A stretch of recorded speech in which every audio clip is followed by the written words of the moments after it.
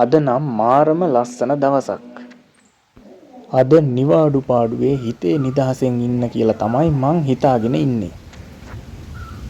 ලස්සනට ඉර පායලා කොහොමද ඒ view එක?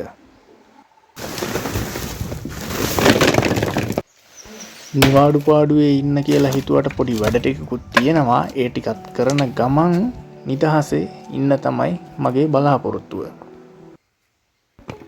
ගතට නිදහසක් නැති වුණත් හිතට නම් මාරම නිදහස්. මගේ හිතේ නිදහස නම් කවදවත් නැති වෙන දෙයක් නෙවෙයි.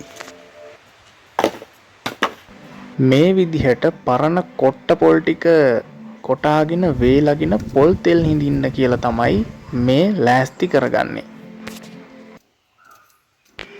ඉරණම් හොඳට පායලා තියෙන්නේ. ඒක හින්දා මේ ටික හොඳට වේලා ගන්න පුළුවන් වෙයි කියලා මං හිතනවා. මම මේ ටික කපලා කරලා ගන්නකොට පොඩ්ඩක් දවල් වෙච්ච නිසා අපේ මිදුලට එන අවුව දැන් පොඩ්ඩක් අඩු වෙලා තියෙන්නේ. අහස නම් නිල් පාටට බැබලෙනවා.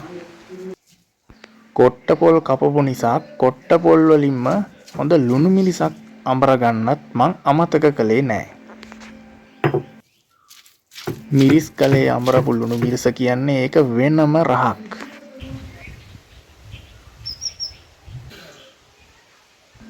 අම්මා උයලා දුන්න බත් එකත් එක්ක ඒ ලුණු මිරිස දාගෙන මං හිතේ හැටියට හොඳට කෑවා.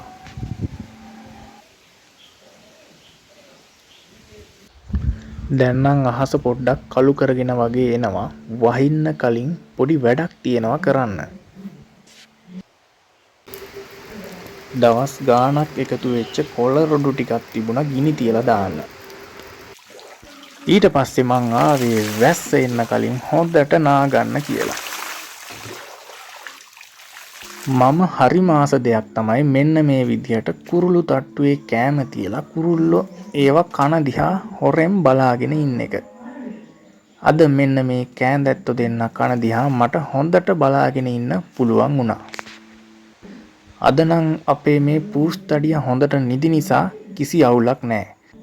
නැත්තම් මෙයාලගේ කට්ටිය ඕනේ තරම් අපේ පූස්තඩියට බිලි වෙලා තියෙනවා.